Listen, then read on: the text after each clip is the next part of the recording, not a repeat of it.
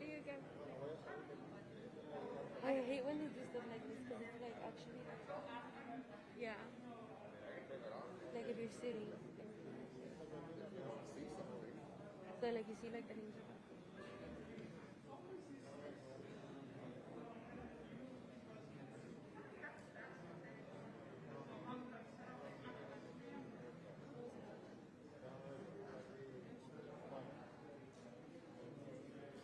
Bueno, dato para una gente, para otra no. Like obviously that's fun. Obviously like yeah, that's fun. Like I'm first.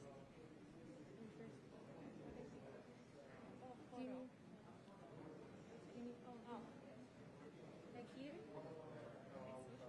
No, they're like testing out the colors. Great. Es complicado. Like all the contrasts. Hi. And like it doesn't matter. Yeah, it's like good.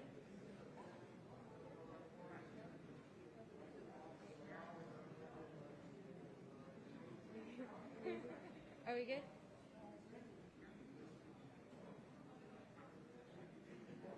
Oh look, Tom's here and Jen.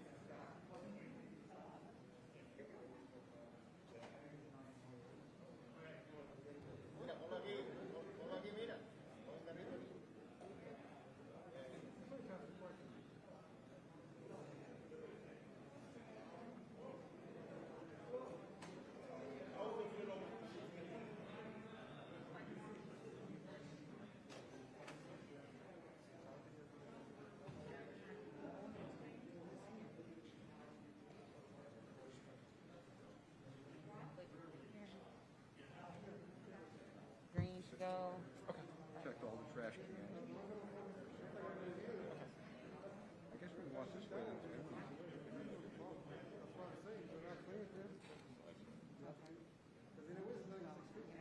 Run through that with him, or just I already told him Okay. I was playing, and he seemed to think that was a good idea. But okay. make sure. And he'll be able to see that later too.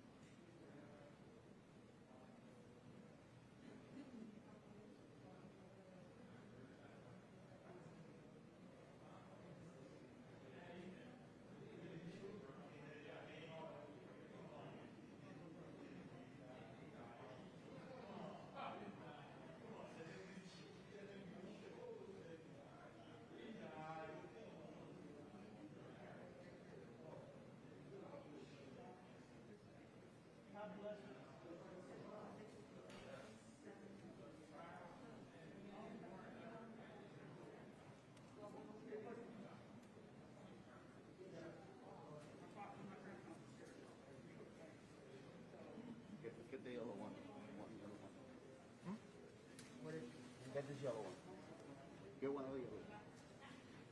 Another one?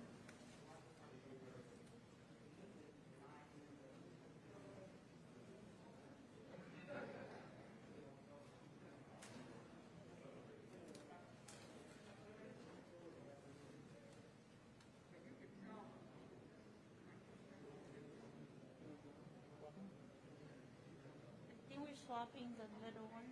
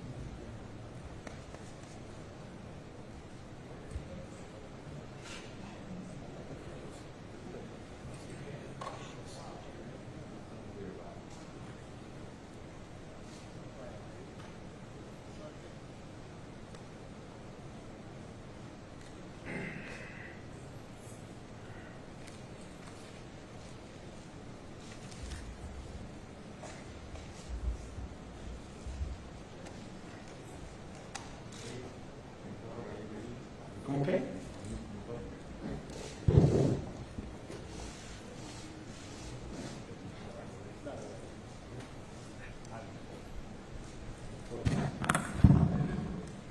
Well, good morning. I want to thank FIU for hosting us for today's discussion about coronavirus in Florida. I also want to thank Secretary Mary Mayhew for her hard work. I want to thank Mayor Carlos Jimenez. I've been working with him closely for months now. He's been doing a great job. And then also want to thank our hospital executives for being here from Palm Beach, Broward, and Miami-Dade, and we appreciate you guys. I'm just going to go over a few things real quick, and then we'll get into a discussion in terms of what's going on in the state of Florida. Let's see. There we go. Yeah. All right. So we've now done over 1.5 million individuals tested. We're doing it at a clip now that, hopefully we can reach 2 million very soon. And I think that that's good. Right now we're about one test for every 15 people, which is a pretty good clip, and we're going to continue doing that as we go forward. I think one of the things to look at the trends that's very important is what is the median age of those people who are testing positive. And the reason why is I think we know now, after having dealt with coronavirus for all these months, that the mortality and morbidity is very closely linked to age. And those under 40 in particular, who don't have any significant underlying conditions, are much less likely to be hospitalized or to suffer a fatality. When we started this, the median age, I think, was in the 60s in the state of Florida for the test. Now, there wasn't a lot of tests being done. Then it slowly went down to get into the 50s. But then what we've seen over the last couple of weeks is really a dramatic decline of that median age, so that as of yesterday, or last week, the median age of all the positive tests in the state of Florida was 37. And I can tell you, with the cases we're seeing today or this week, which have been increased cases, that median age is plunging even further. So for the results that came out today for 6/18, the median age of positive tests is this in the following counties. Broward County, median age is down to 33, not for the whole pandemic, for today's results. Duval today, median age of 30. Hillsborough, median age of 31. Seminole, median age of 26. Orange County, median age of 29. Dade County, median age of 41. And Palm Beach, median age of 40. So that is a very consistent trend. I'll talk a little bit more about what we're seeing in those numbers. So there we are for this. It's going to continue to go down based on what we've seen over the last several days. Huge numbers of people, particularly in that 20 to 30 cohort, who are testing, but then testing positive. 62% of all new cases in Florida for the week of June 7th are under the age of 45. Again, from what we're seeing, I think that percentage is going to increase once we get this week's results in. That is a big change from where we were, say, at the end of March and the beginning of April. It was skewing much older at that time. It's important to also understand, and I thought this new study that came out, they looked in Italy and they looked at serum samples of 4,300 contacts of index cases, and they found that 69.1% of infected individuals under the age of 60 had no symptoms. Now, this is one study, but I think a lot of other studies have been very similar. Why that's important is I think it's important for people to understand a lot of the people who are testing positive now are not symptomatic. And I think the hospital execs will talk about they test people, anyone who comes in for procedure, and those who test positive are almost always asymptomatic. And so particularly in the younger cohort, you're finding infections with minimal or zero symptoms. That's a little bit different from what we did at the beginning of the pandemic.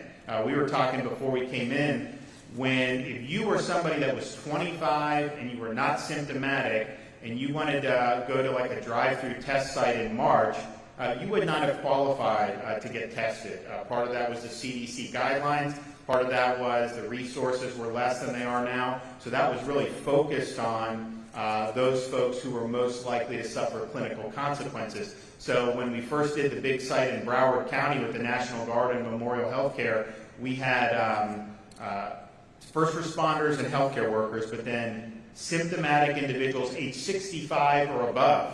And that was the screen. As we started getting into April, had more capacity, started lowering that age, still required the symptoms.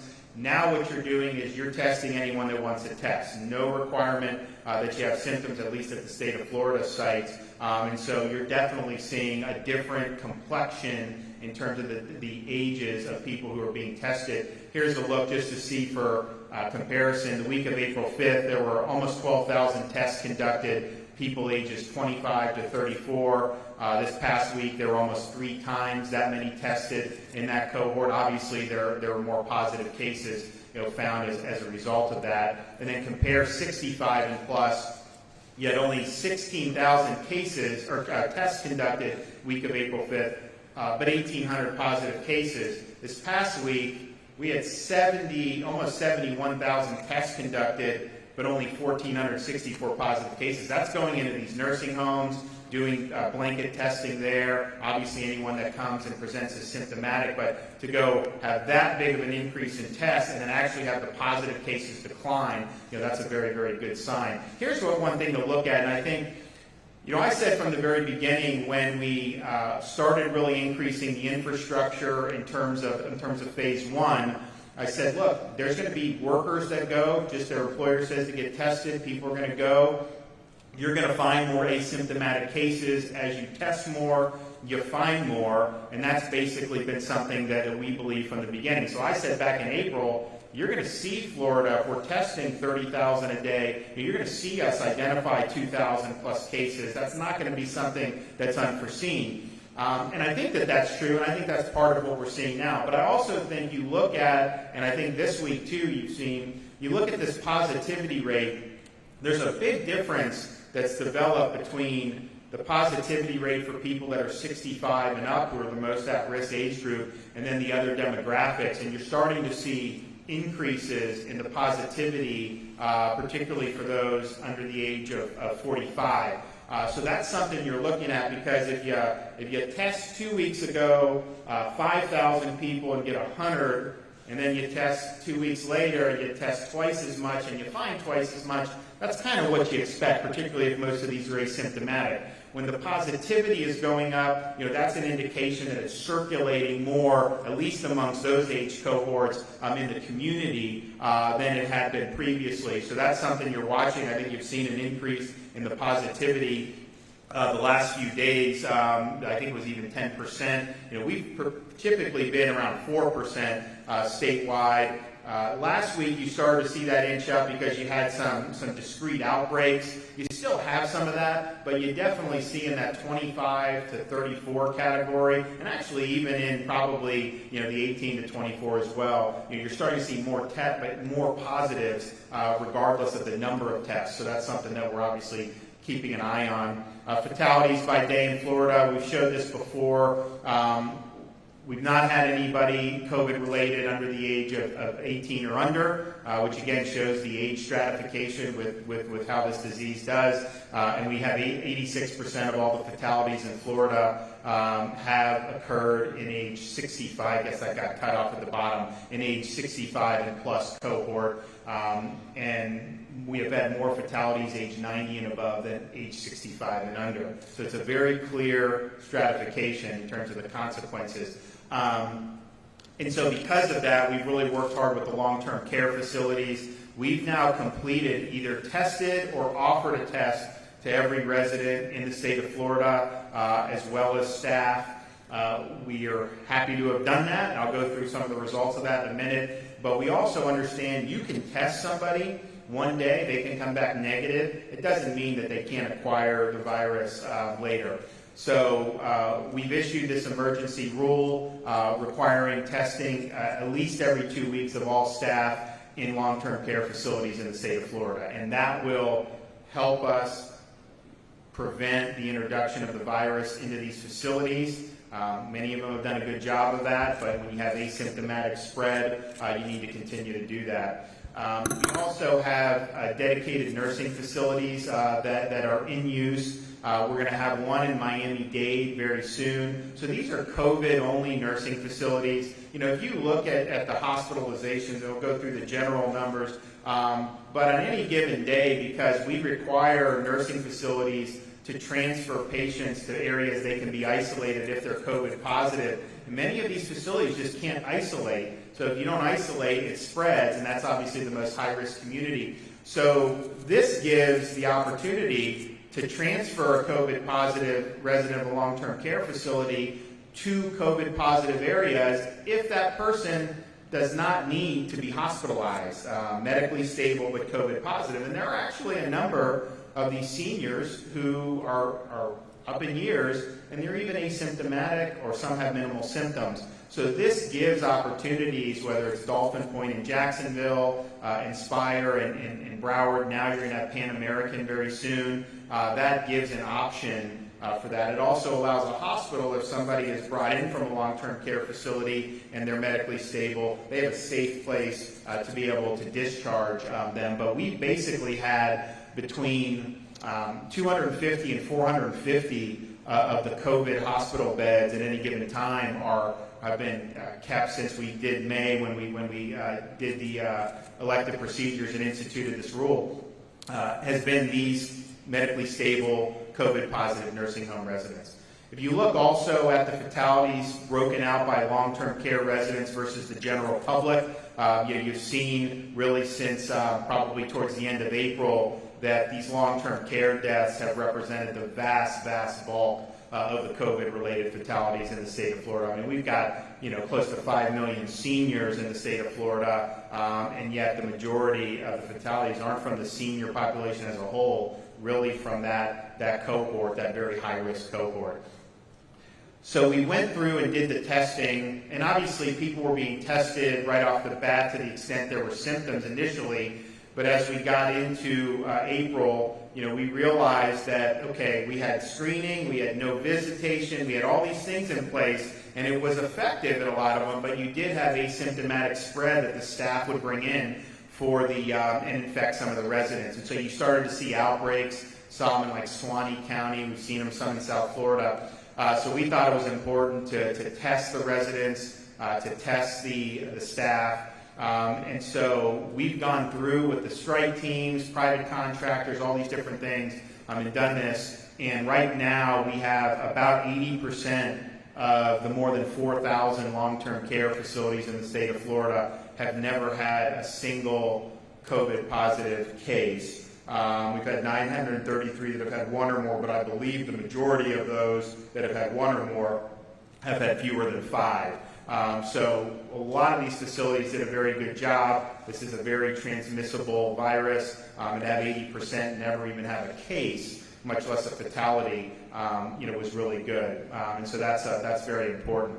And you see also one trend that we've noticed, we are seeing decline in cases in long-term care facilities. We're seeing fewer outbreaks. I mean, there was a time in April, May, it seemed like, every other day there'd be some type of outbreak. You still have some cases, obviously, but there has been a decline, which is a good thing, and those are the patients that are going to have the highest acuity. They're going to be most likely to be hospitalized if you do have an outbreak. And as I mentioned, we're between 250 and 450 medically stable long-term care residents are in hospitals. They don't need to be hospitalized, but it may not be safe to have them in their facility if they can't be properly isolated. Okay, so bed availability.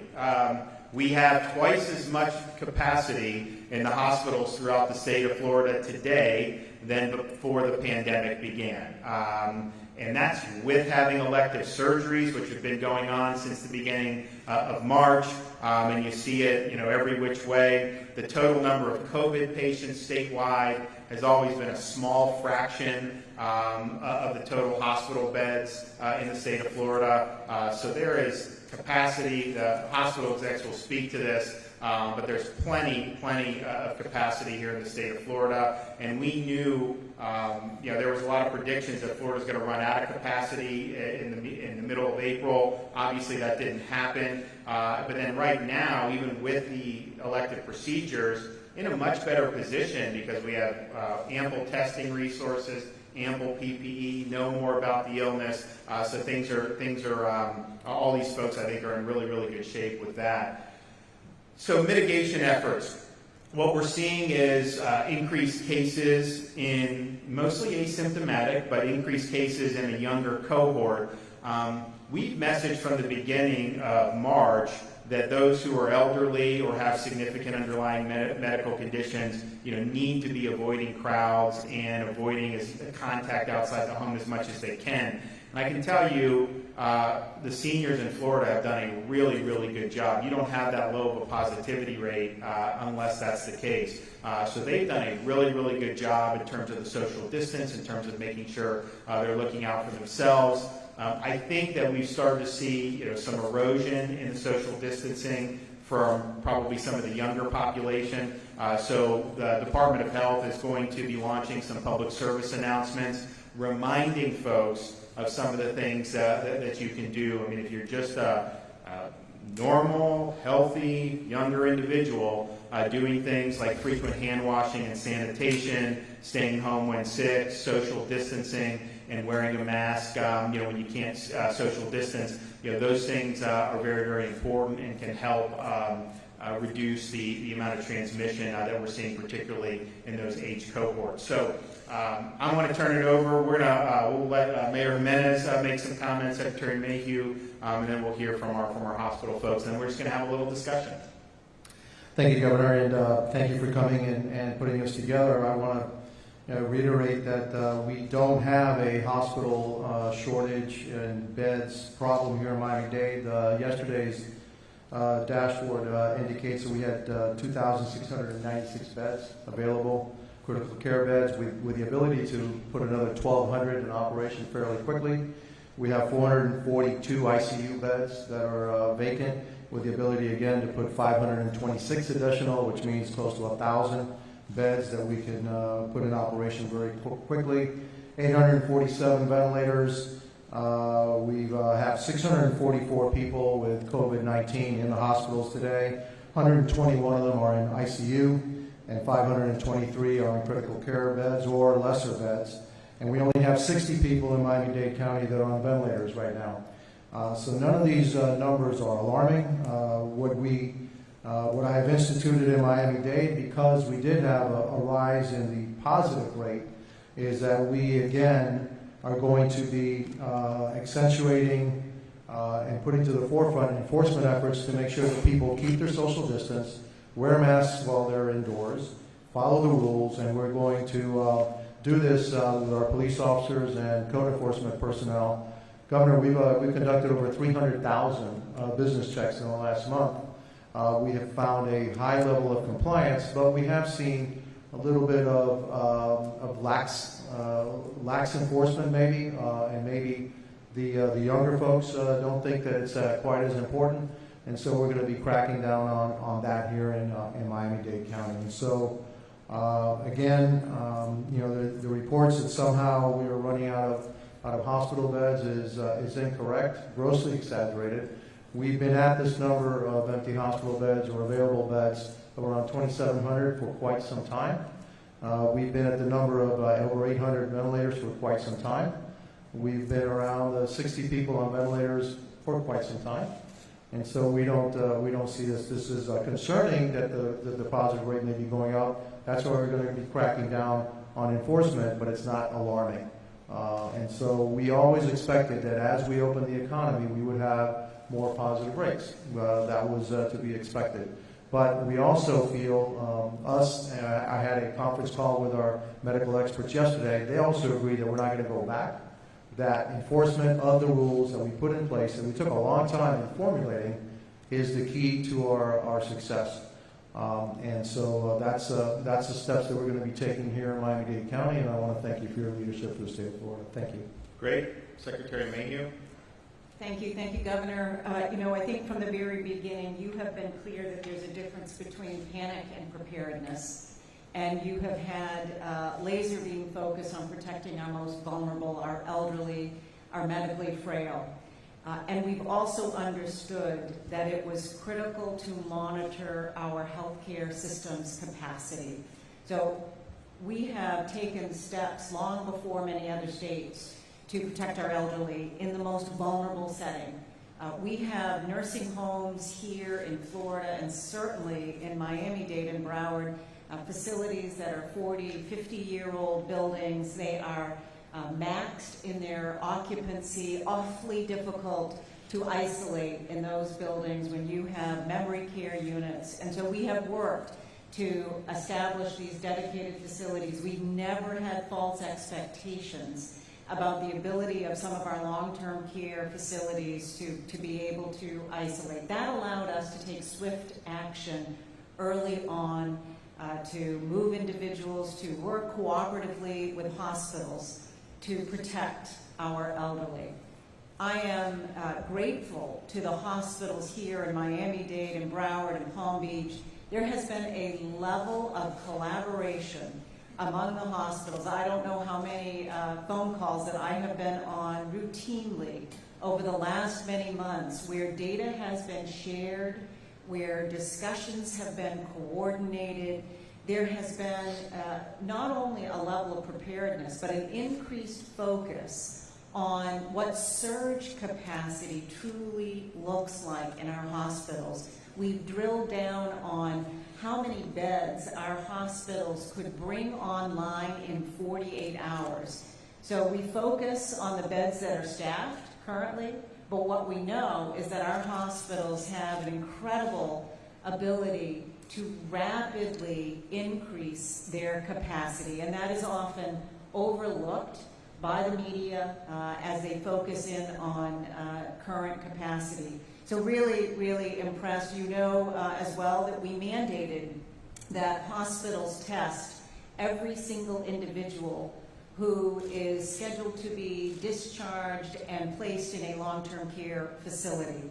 That has also contributed to our success. So we know we have more than 15,000 available beds today in Florida. The trends are absolutely favorable. The acuity is down, and it is a tribute to the incredible dedication and commitment of our frontline staff, of our hospitals, of our long-term care facilities. We've had some incredible regional collaboration that has supported the best interests of protecting our most vulnerable and making sure that we have adequate capacity throughout the system. I think it's also important to underscore we have a lot of individuals who have delayed critical health care services that we want to make sure they have the confidence that they can, in fact, come to the hospitals to get that needed health care. So thank you, Governor.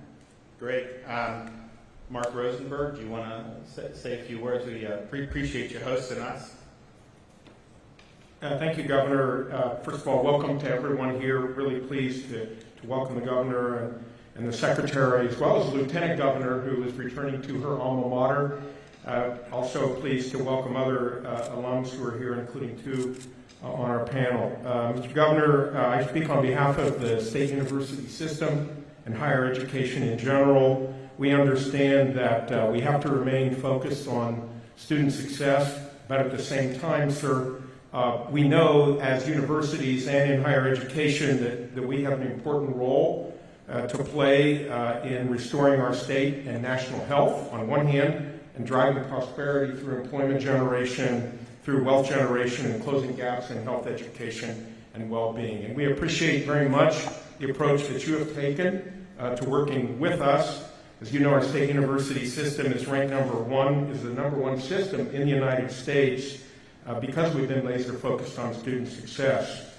We've had strong leadership from Chair Kitson and our Chancellor who have helped us to work through what has been a remarkable transformation in response to this virus that has hit our state. We converted overnight in higher education practically overnight, over 50,000 courses, sir, to remote so that our Floridians could continue to get their educations. We graduated nearly 50,000 students in April and May, and now as a system, we are laser focused on a safe initiation of our fall semester and the resumption of classes in the fall that will be a new normal, as you know. We can assure you that we are working very closely with your office, and on behalf of our university, even though as you are here today and you do not see students, over 42,000 students are actually enrolled in classes and taking classes remotely through our FIU so they can continue their educations and get back into the workforce. We are looking forward to a fall, if you will, presence on campus that is robust, and we will continue to offer courses and make education available to Floridians as you have so clearly directed. I do want to welcome our chair of our board, Dean Colson, who is here with us this morning, as well as our Dean of Public Health, Tomas Diarte, our Dean of Nursing, Dr. Horace Strickland, and our Dean of Medicine, Dr. Robert Saxteen. And I do want to thank the Mayor and the Department of Health for enabling us to offer testing. We've tested over 15,000 Floridians as part of our contribution to helping to resolve the problem, as well as we have many other initiatives engaged in trying to keep our community healthy. So thank you for being here. Thank you for your confidence in us. Great. Well, thanks for your hard work. I will hear from some of our hospital execs, and then we'll just have a conversation. So Carlos Magoya, Jackson Health in Miami, thanks for working very closely. I know Mary's worked with you day to day, and we've worked together, and I think we're working with the mayor here. So you guys got a very big county, a lot of stuff going on, but you guys have done a great job. So the floor is yours. Thank you, Governor. As Secretary Mayhew stated, we have been having a lot of communication, coordinating between all the South Florida hospitals in Dade, Broward, and Palm Beach, where we've been sharing information since mid-March as to what's going on, everything from potential surges that we didn't have, but all that work has been done. So basically, at this point in time, we've been more than prepared from that standpoint. We've also been working together on the reopening and even done advertising and joined as hospitals, which is something you've never heard of because there's always the competition that we've had among hospitals. I can tell you that, and the mayor already talked about the Miami-Dade availability. I will tell you specifically as it relates to Jackson, that today we have 150 COVID patients, of which 45 of them are in intensive care beds. I will tell you that both in the med-surg as well as the intensive care, if we were to double that number, we would still have additional beds available today. For anyone to look at our total ICU beds and figure out what percentage, it's not a proper number. Why? We have the largest transplant program in the country. We have a huge neurosurgery team. So there's an awful lot of complex things in a tertiary quaternary hospital like Jackson Memorial that really is not fair to look at Jackson Memorial or our system on a percentage basis. So we're more than prepared to do that. And frankly, in part of the conversations what we had, and our partners here at Maggie Radio have been a part of those conversations. We feel very comfortable that we're ready to prepare to do anything that we can to continue in the environment. And with that, I think I'd pass it on to Aurelio. Yeah. So we got Aurelio Fernandez, CEO of Memorial Healthcare System. They've been great working directly with my office when everyone wanted to get tested, and obviously it was tough getting those kits in February, early March, and then finally we got the National Guard there and we set up a drive-through test site. At that time, any of the drive-through sites throughout the country, a lot of them just failed, and so we said, we've got to get it right. We want people to have confidence. We don't want them, so they did it, and that's probably they've actually had National Guard leaders from around the country come and scope it out to try to get best practices. And obviously the Guard did a great job, but Memorial has just been phenomenal in doing that, and that is probably one of the most well-traveled sites, probably anywhere in the country, and I think evidently you've seen a decline in the age going through, because with 33 being the median for today, I mean, that's obviously much different than when we started, but that's a good thing, so go ahead. Thank you, Governor. And one of the things I like to say is that today we're much smarter than we were back in March and April. We've been able to retrofit our hospitals to rapidly convert some of our patients' room to a negative pressure, which means we can utilize in the event that we have positive COVID. Just to give you an example, in mid-April, we had 189 positive COVIDs. Today, we had 143. But more importantly, critical care patients, we had like 33. Today, we had 14. And their use of ventilators are like all gone. We only had 11 today. So you're seeing a decline in the acuity of patients, and therefore, being a younger population, the likelihood of them requiring critical care services is more remote. I also got to give credit to the Secretary for participating in the call. So I need to echo what Carlos said. I have been in this business over 40 some odd years, and I have never, ever seen the collaboration between all the hospitals who have always been competitors with a single mission, and that is to provide the community with a level of care to avoid potential spread. The initiative that took place to look and support our nursing home industry was paramount. And we have seen a huge decline in the number of patients coming in, or residents coming in from the nursing home industry. And like Carlos, we have excess capacity. I think we need to define what is capacity. And we do not, as an industry, staff empty beds. We staff hospitals when you have a patient. So I do not know where the media is getting this information.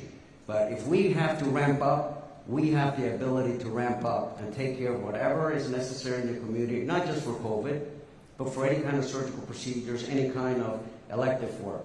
So thank you for your guidance, and thank you to the Secretary for it. And just it's a good point about kind of how it can be characterized. So in April, I mean, you said you had more COVID patients than you do now, but if you look statewide, and that's probably true for you, there was like 40% of the beds were available. Then the elective surgeries come in, so you start to see more people in the hospitals, and then so now it's 25%. But that's mostly for things other than COVID, correct? Yes, absolutely, absolutely. COVID is less, with more census, so. Right.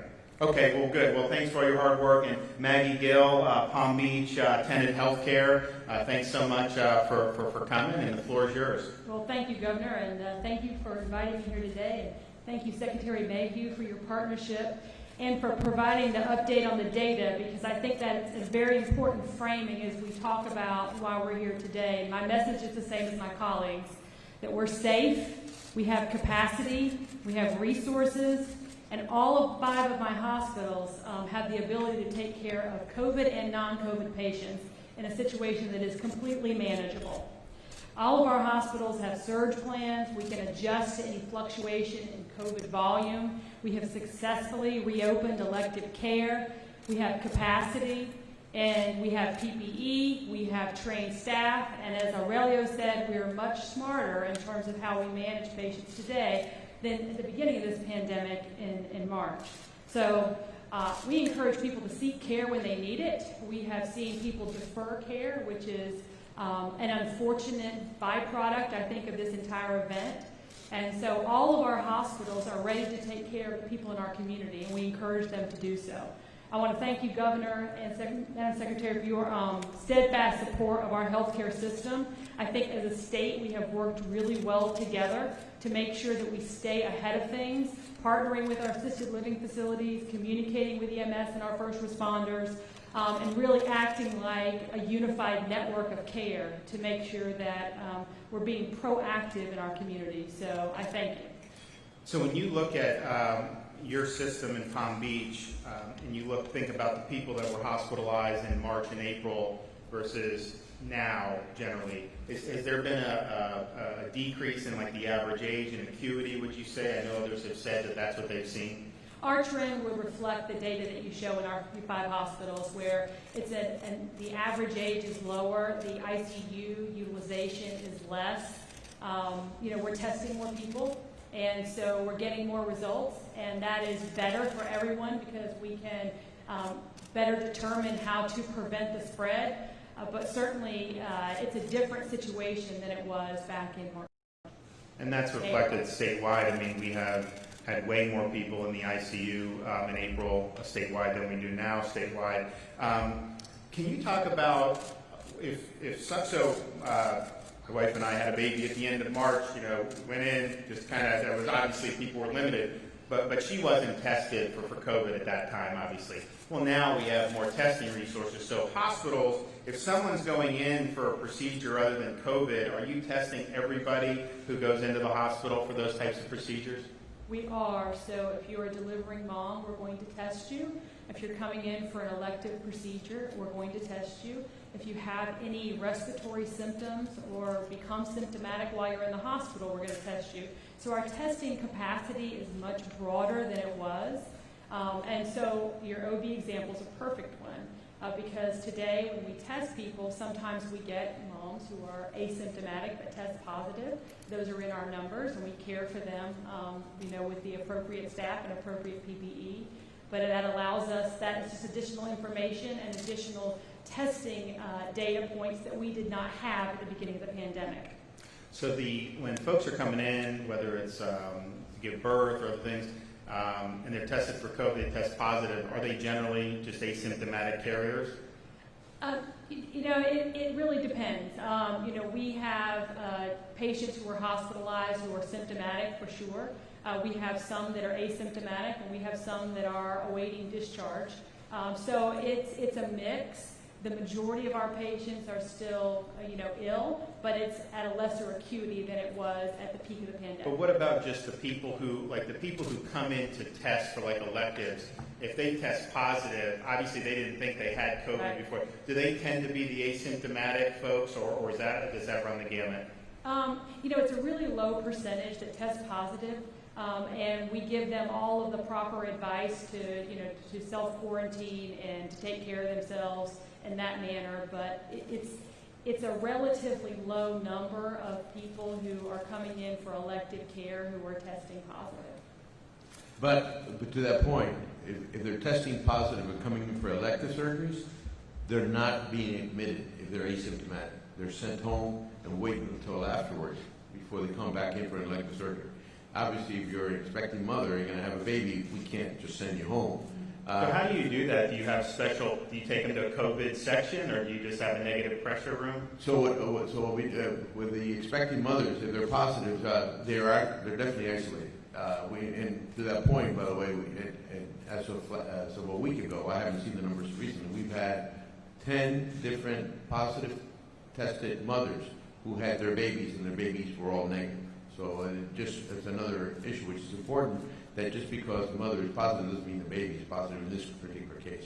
But we, in every one of us, we isolate all the patients, whether it's in a negative pressure room or they happen to be in a completely different wing, they're completely isolated from everywhere else. And because the percentage is so low, I mean, 10% of our beds are COVID positive, so obviously 90% of our hospital is perfectly safe, and that's the case with just about every one of our hospitals.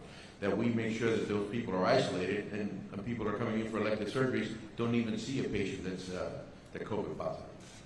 Really, have you seen a difference in Broward in terms of the age or acuity of the patients who are being admitted to the hospital now compared to maybe March or April? Well, absolutely, and I think it's reflective of the number of ICU patients, critical care patients that we had back in April, and it just happens to peak in mid-April, as you referred to, in the whole state to today. I mean, to only have 14 patients with only 11 ventilators is way improvement over prior, and I believe that's a reflection of the age that is being seen at the hospital.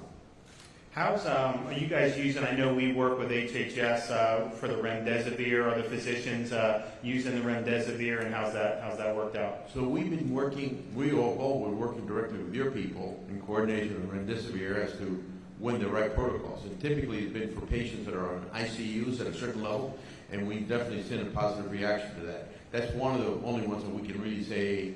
You know, there's been a lot of speculation, a lot of different medicines that we really don't know. It's too soon to rate, but in remdesivir, we've actually seen a very positive return on those patients that are in ICUs that have been getting remdesivir. We've also seen positive results in plasma transfusion. We have done over 96 since March, and I do believe that has helped. There is no real cure right now, but what we've learned, for example, we are using high-flow nasal cannulars instead of ventilators, and we're processing five times the amount of oxygen to the body, where back in March we were not using it. We were dependent on ventilators. So we are much smarter today. We're really elevated the level of care, and the intensivists that are in our units 24/7 also helps in our ability to care for those patients.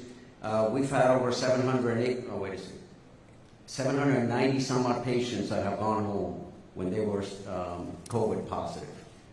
Aurelio's point is a very good one. We learned, not just we in South Florida, but everyone learned from what happened early on in New York City with the ventilators. And our research team from the University of Miami in our critical care started moving the protocol for ventilators much later in the intensive care unit. By doing that, we actually came up with much better outcomes.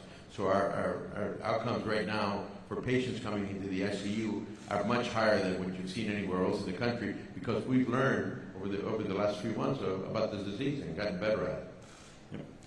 Are you guys also using the remdesivir? Both, remdesivir and the plasma therapy, and I would echo the comments of my colleagues to say that both have had positive results for our patients who are in the ICU.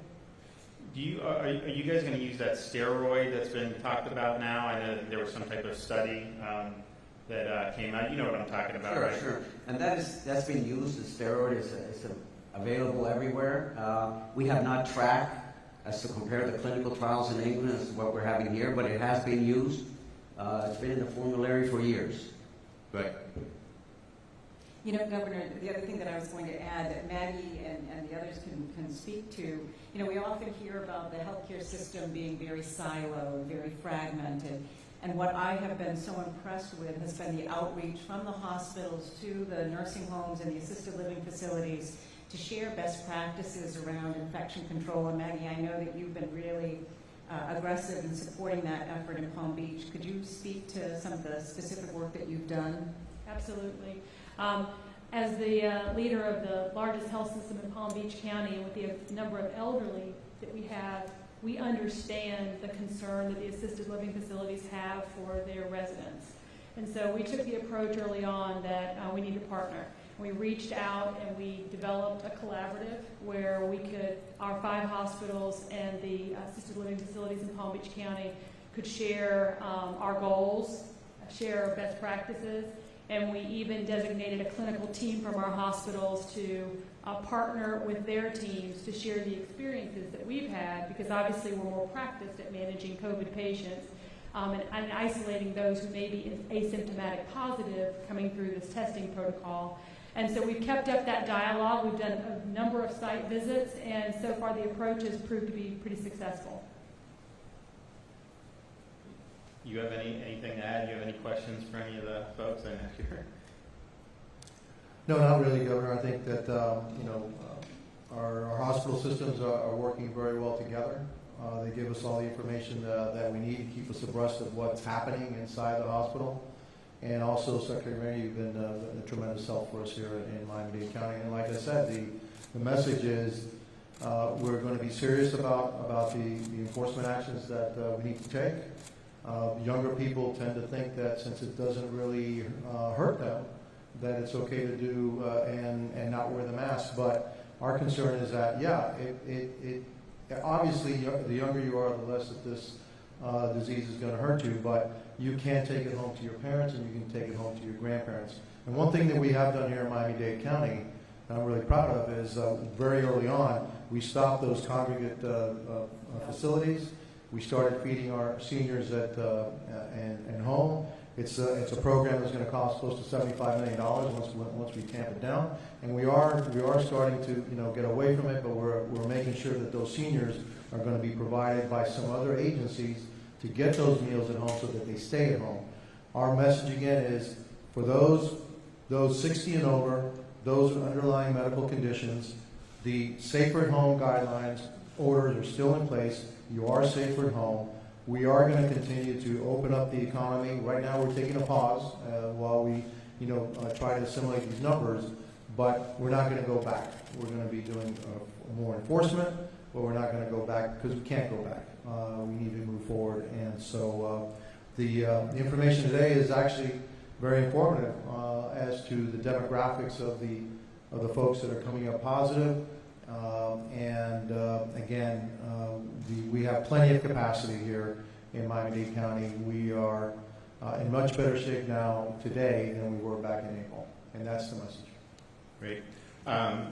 Secretary Mayhew, we were talking earlier about if somebody does go in for some type of childbirth or something and they do test positive, even if they're asymptomatic, that's considered a COVID hospitalization. And then also, there's some folks that some systems use an ICU wing as, I guess, a COVID. So you actually have stable COVID patients that put in there, but they're counted as ICU just because that's the way the reporting's done. So even though we have far fewer people in the ICU today, that actually does include people who really aren't in an intensive care bed, right? That's right. That's right. I think, first of all, it's important to take a step back and say Florida was prepared from day one because of the emergency status system that we have and the reporting that hospitals and nursing homes have been very disciplined about. So from the beginning, we've had real-time data at our fingertips to help inform the decisions. But throughout the last 100+ days, we've continued to refine the information that we've collected. And to your point, we know what percentage of the admissions are from long-term care facilities. We know as we look at individuals who are ready for discharge but need placement in a long-term care facility. And we certainly have been trying to make sure we understand they may be in an ICU bed because that's their isolation wing, but not at that acuity level. The other point I want to make, and under your leadership, we know that we can't make decisions in a bubble from Tallahassee. So the engagement, Mayor, I have so appreciated the ongoing dialogue with your deputy mayors. We've had numerous calls and conversations, and that level of feedback and engagement has helped to inform our responses, the resources we've been able to deploy, the engagement with the hospitals to respond to the boots on the ground perspective of what was occurring and what was needed, and that has helped to really shape our comprehensive approach. Great. Any final comments? I can only tell you that Secretary Mayhew has been extremely accessible to all of us here in South Florida, and Mayor Jimenez has really worked quite hard at doing all these things, and everybody, state, county, and hospitals have all been continue to work together, and we are staying tight on this. We're confident that we're in the right place right now. We've been leveled off here for the last 4 days, and we're taking it a day at a time as we keep working on this. Absolutely. I'd like to applaud the governor's office. The engagement from the staff has been extremely helpful in all of us staying focused, and the collaboration that we've said multiple times here has helped us be able to get ready, and we help each other. I've never seen competitors say, if you don't have the beds, send them over to us. That has never happened. And for that to have happened, it needed the collaboration from the agency, from the secretary, from colleagues like Carlos and Maggie. It's a unique environment where when everybody has come together for the betterment of the community, it's really impressive. Maggie? I want to thank Secretary Mayhew for being so accessible. We have transparency of data. We have a personal touch. She calls and checks in all the time. And as Aurelio said, we work together more collaboratively now, I think, as a healthcare community than we ever have. I want to thank you, Governor, for your leadership. And I know I speak for all of us to thank all the healthcare heroes that are taking care of all of our patients, the doctors, the nurses, the caregivers, the people on the front line. It's been a tough few months, but I think that we've managed it very well, and I just want to reiterate that we're all safe, we have capacity, and we're ready to serve. Great. Well, I want to thank everybody participating, and just to put a bow on it, we before the pandemic began, we have today, even with elective surgeries being online, and we have twice as many available beds statewide as we did at the beginning of March. And I think you're seeing, hearing from these executives about where things are. Obviously, they have the capacity to be able to handle whatever comes down the pike. But you do have situations like a Broward, being down from their peak, and those are just the facts. And it's important that people understand that and understand that these are folks who've been working at this for months and months now. It's very, very good news when you hear them talk about the patients having less acuity than we saw a couple months ago. I think part of that is you're seeing a younger demographic, which maybe can handle the disease a little bit better. But I think a lot of it is they've really learned how to treat it, and I think that they've learned a lot and are doing a really good job with that. We put in a really robust testing infrastructure. Part of the reason we wanted to do that was because we knew as people were getting back to work, businesses were going to want their employees to be tested, and I think you're seeing that now in terms of with the demographics that we're looking at. And understand, like, a new case is just a positive test. It doesn't mean someone's sick, and in many cases, when you have it this low number of people, in terms of the age, a lot of them don't have symptoms, and a lot of them are not going to present any type of clinical consequence in terms of our healthcare system. But you are unmistakably seeing a lot of cases skew much younger. Now, in terms of clinical consequences, I've said before, if you have 1,000 cases under the age of 30, chances are there'll be less clinical consequences than if you had 100 cases from long-term care facilities. That's just the way this virus works. So the number of cases is not something that is necessarily going to tell you what the burden of the disease is. And to see these ages this week continue to trend down, is showing that there are younger people going out to get tested, which we wanted to see, and you have cases. When you identify these cases, you're able to trace contacts and isolate people, and that's been done. Dade has done it. It's been done. I know they've been able to isolate the Homestead outbreak to one of the, there was a certain neighborhood, and so they were able to get people in there, test everybody. So having the ability to test allows you to identify way more cases than we would have been able to do previously. I mean, if someone had presented with symptoms and tested positive, say in the second or the third week of March, there would have been contact tracing, but they would have gone to the contacts and said, okay, you've been exposed, self-isolate, and then if you develop symptoms, let us know. They would not have just tested everybody because there just wasn't enough capacity to do that. So you have a lot of folks who are being tested who are asymptomatic. Now, one of the things I think we're going to have to work with is, yes, it's skewing younger, but these younger people are testing positive, at a higher rate. And so that's something that we're going to have to deal with in terms of some of the things that Mayor Jimenez mentioned. We're going to be doing, the Department of Health going to be doing public service announcements about the social distance, about the hygiene, about the wearing the mask when you get close to people, things like that, and hopefully that will be something that will register. But we have seen the trend down in terms of the age. We have seen the trend up, particularly in that age group, with the positivity. And yes, it's a low-risk group, but if you continue to see cases there, the idea that you can just totally segregate the elderly from that infinitum, I mean, eventually, that's gonna spread. So we want to really work on that, particularly with those demographics. But bottom line is, twice as many hospital beds available today than before the pandemic began. We are down on ICU hospitalizations significantly since April. And I think the folks that are going into the hospital now, fortunately, are skewing younger with less acuity. And obviously we want to keep as many people out as we can. But those are folks that have, that have very good odds to have a successful recovery.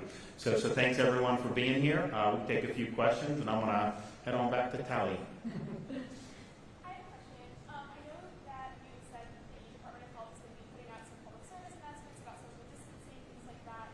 There are certain counties and municipalities that are putting out mask requirements. Is that something statewide that? So we are not preempting any of that. I mean, I've told the mayor here, you got to take the decisions that you think are going to work well in Dade, and we've encouraged him to do that. We've put them on basically their own trajectory. And likewise, you have some of these other municipalities, that they want to do that. Look, at the end of the day, we put out an advisory at the beginning of May recommending per CDC that you could wear a mask when you can't social distance or when you're in a face-to-face type business. When they do go that, and they have every right to do that, they're then responsible for the enforcement of that. And our view has been to attach criminal penalties would not necessarily be the right thing to do. Yes, sir. Governor, you're facing to sign or to veto parts of the budget.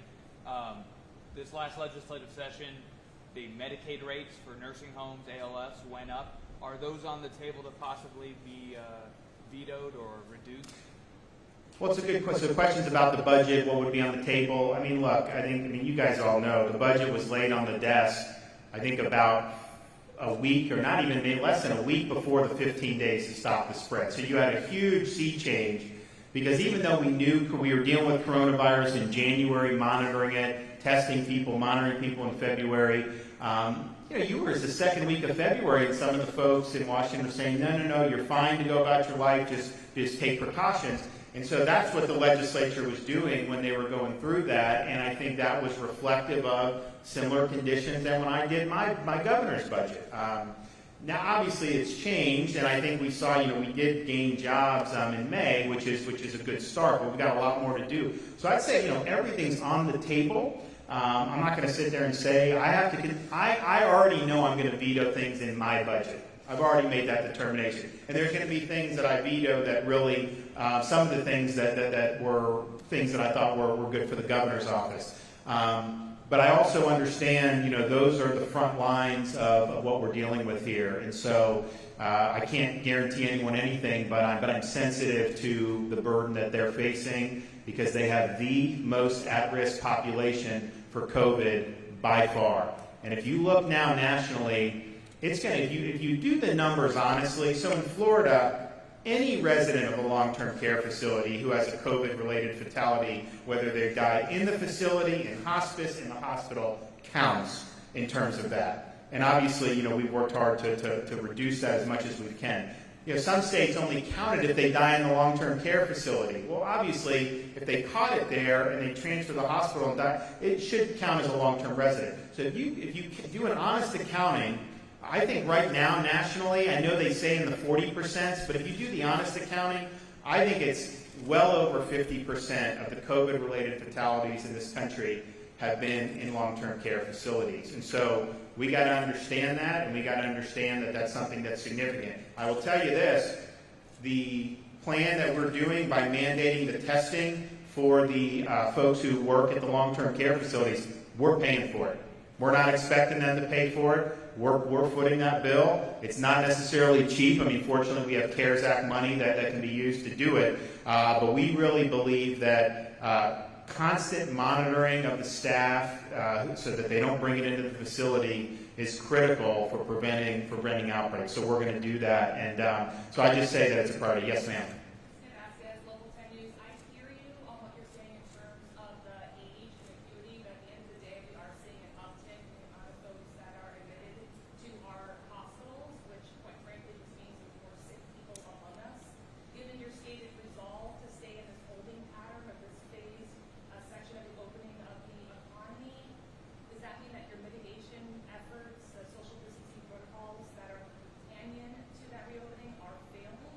So we have, as I think people said, I mean, we have far fewer people that are hospitalized for COVID ICU today than when we were under more stringent mitigation. That's just a fact. If you look at the fatality rate, it's continued to go down. I mean, I do think that a lot of this is voluntary compliance. I mean, you're just not going to be able to police every single group of people every single time.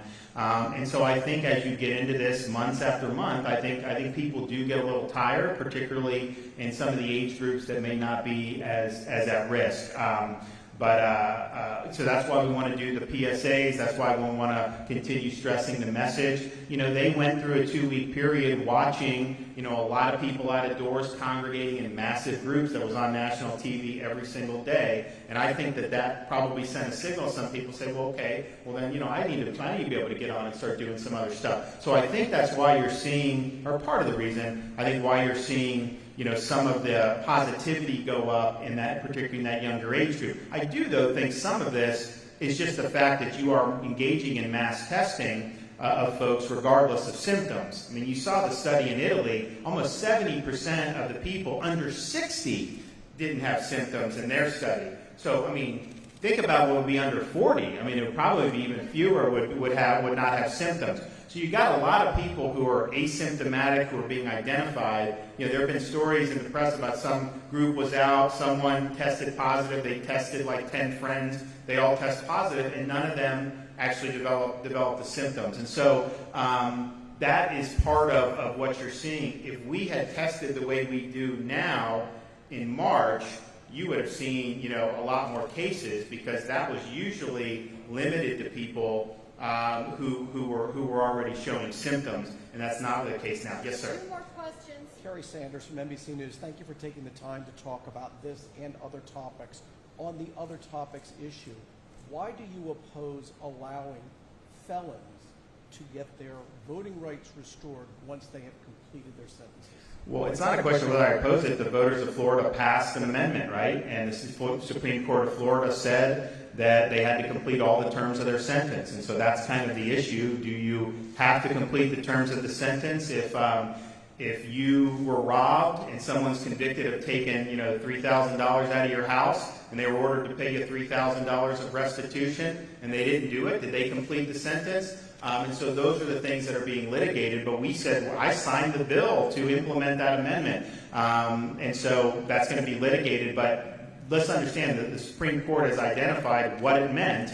And the people who advocated for it stood in front of the Supreme Court to get it on the ballot and said, completing your sentence means everything you have to complete. They did that. They ran a campaign saying you had to do that. So all we're doing is basically saying, okay, if that's what the people did, then we're going to do it. But I think that's what it means. And I think the Supreme Court of Florida said that's what it means. Now, just as a matter of what I think is justice, yeah, I think if somebody gets robbed, they have a right to have restitution paid to them. And we hardly ever talk about victims anymore in this country. And there are people that are victimized, by violent crimes in particular, who I think that we need to be standing up for. So if that didn't have that, then we would implement it as it was written. but since it said you had to complete the terms of sentence, I mean, to pay somebody restitution or to pay, some of these, the fees or the costs, those go into victim compensation funds. That's the whole reason that they have that there. So something that's very important. So I think that that'll be something that comes up in, an appeals court, at some time in the near future. To call it Yes, ma'am. It's been called a poll tax.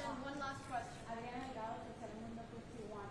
We're talking about the people here that been affected last week are 37 years old and medium.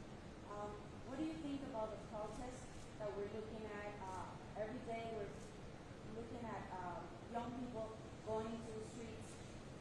Some of them are not wearing masks, not respecting the social distance. Do you think this could be a factor in looking at these cases?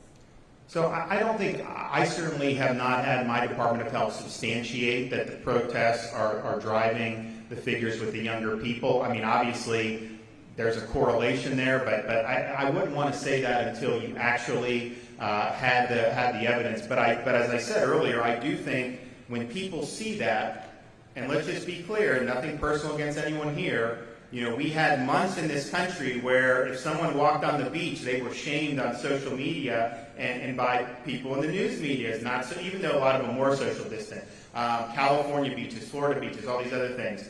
And then when the protests happen, you have massive demonstrations of people. I mean, some of these were 20, 25,000 people in California, obviously this other stuff. And all of a sudden, the social distancing took a backseat to social justice. And so the thing is, from a public health perspective, you may think that protest is the most important thing you could do as a citizen. I respect that. But understand, from a virus perspective, gathering with 5,000 people to protest something that's important to you is no different than gathering with 5,000 people to do something else that may not be considered as significant. And so I think there was a lot of mixed messages that came out, particularly from a lot of public health officials, where they basically said, we support this type of protest, but not if you do something else. And here's the thing. I think the people of Florida in particular, they want to do the right thing, but they don't want to have their chain jerked.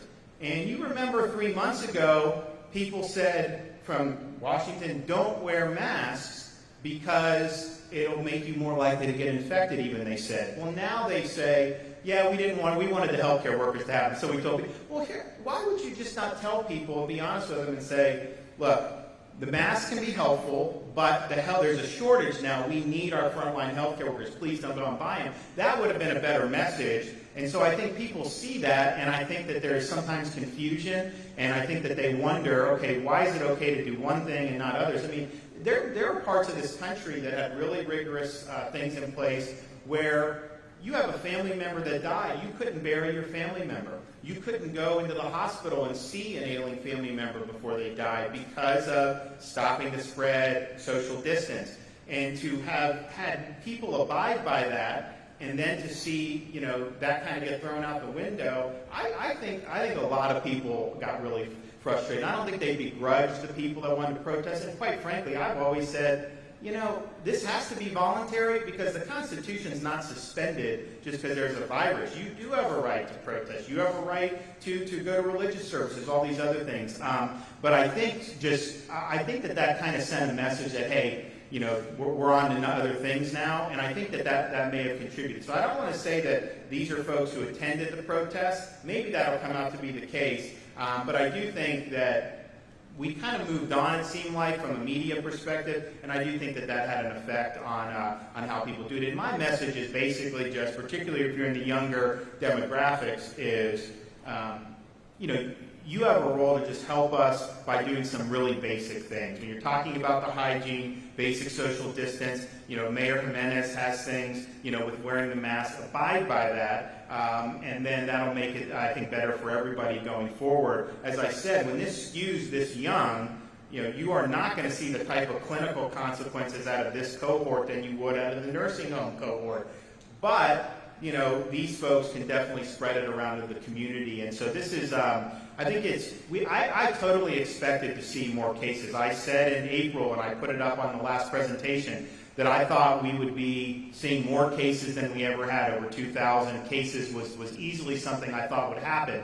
Because when you do mass testing, asymptomatic spread, you're able to identify those cases. At the same time, we have to be honest and say it's skewing younger, but it's also escalating in terms of the positivity, especially in that community. When we started to see the positivity go up, you could kind of pinpoint some of the hot spots around the state. So like in Collier County, that was 13% because you had the Immokalee outbreak. Martin County, that was 10, 12% because you had the Indiantown outbreak. And you could kind of go and do a lot of that. In Dade, you had a couple places. But now I think what you're seeing, particularly in Central Florida and Tampa Bay, is these are more community cases with younger people, and it's passing around the community, at a rate that is higher today, than it was, say, maybe 3 weeks ago. So that's something that we've got to dig in for. There are going to be PSAs coming out, and we hope that people will do that. And then I do want to kind of piggyback on what Carlos has said. Our reopen plan is a step-by-step process. A lot of these things that are open, restaurants, that's half capacity. And we wanted to be able to get people back in business. We need to be able to do that. But we did have capacity for a reason because, we wanted to make sure that people would go in, respect the social distance. And I think the vast, vast majority of those folks have done that. But I do hear reports about all of a sudden some place is got the bar open, and it's like packed in there. And the thing is that's not what we want to be doing right now. I mean, obviously we want to get to the point where people can live and let live, but follow the plan, follow the rules that have been put out, and I think that would be better for everyone. And so I want to commend the vast majority of the folks who are running some of these establishments for doing it the right way. But we are in DBPR. I'm going to tell them to start looking at seeing who is just not following any of the guidance, because we don't want to continue to see, even though it's a lower risk cohort, we don't want to continue to see this spread throughout the communities. And that may not be the whole reason, but it could be part of the reason. So we want to make sure we handle that. All right, well, thanks everybody for coming. We really, really appreciate it.